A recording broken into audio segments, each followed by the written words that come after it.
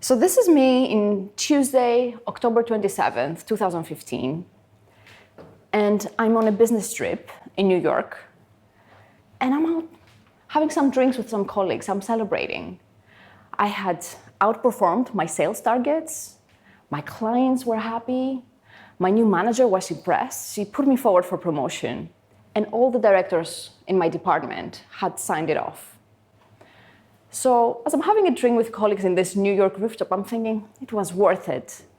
Yes, it was difficult. I traveled for business and I worked hard and I was caring for a young baby at the time. But I'm thinking now I'll get the promotion and I'll maybe reduce my hours, spend more time with my daughter. The following day, after this photo was taken, the 28th of October, my manager called me into her office in New York and she told me that in the end, I didn't get promoted. That a director from a different department had some objections, and the whole thing had been called off last minute. I was devastated. Try to imagine I am jet-lagged and hungover and away from home, and I hear those news, and our brain perceives rejection or exclusion the same way as it perceives physical injury. Our brain cannot tell the difference. I was in pain. So I came back to London, where I was based, and I set up a meeting with that director who had blocked my promotion to ask for feedback.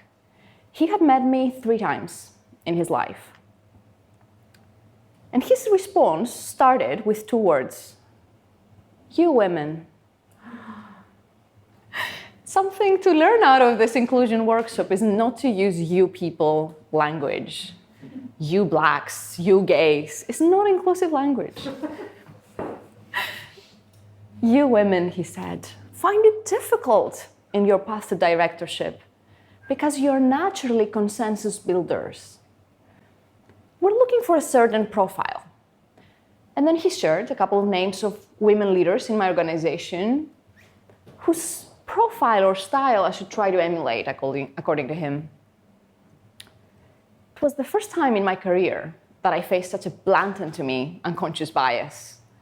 This director thought that women are naturally disadvantaged on their path to leadership and that we needed to adopt a certain style more similar to men. And I learned 3 things out of this painful experience. First is that we need to fix the processes, not the people. This director was not a bad person. He had good intentions. He was even an ally. He was mentoring women. It was unconscious bias, which was costing the company. Like, women had left his team because of that. But we could either try to remove the unconscious bias in all of us, which has been nurtured by decades of education and media and social stereotypes. Or we can try to fix the processes with which we hire talent, with which we promote talent, with which we do business, and make sure bias doesn't creep in. The second learning was that you can use your pain from rejections or exclusion as a fuel and motivation to change things. And this is what I try to do. So after this incident, I researched unconscious bias. And I started making tangible recommendations about how we could change business processes. And you can see 2 articles I wrote, which was the result of this work on Forbes and Fast Company. And I'll share some of these ideas today. And the third learning is that when you are excluded, you have a choice. You can either internalize the other person's biased views of you, or you can reject them.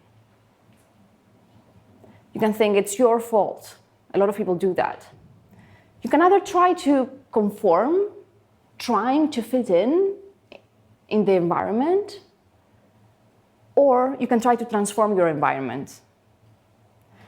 so that in the end you can achieve true belonging. And I chose to do the second. I didn't change who I was. I doubled down on who I was. I started blogging, I started speaking. And as a result, my 10-year career plan, which was to end up having an independent, thriving coaching practice, became a reality only 3.5 years after this incident. So it's important when you are excluded to remember you do have a choice to conform or to transform.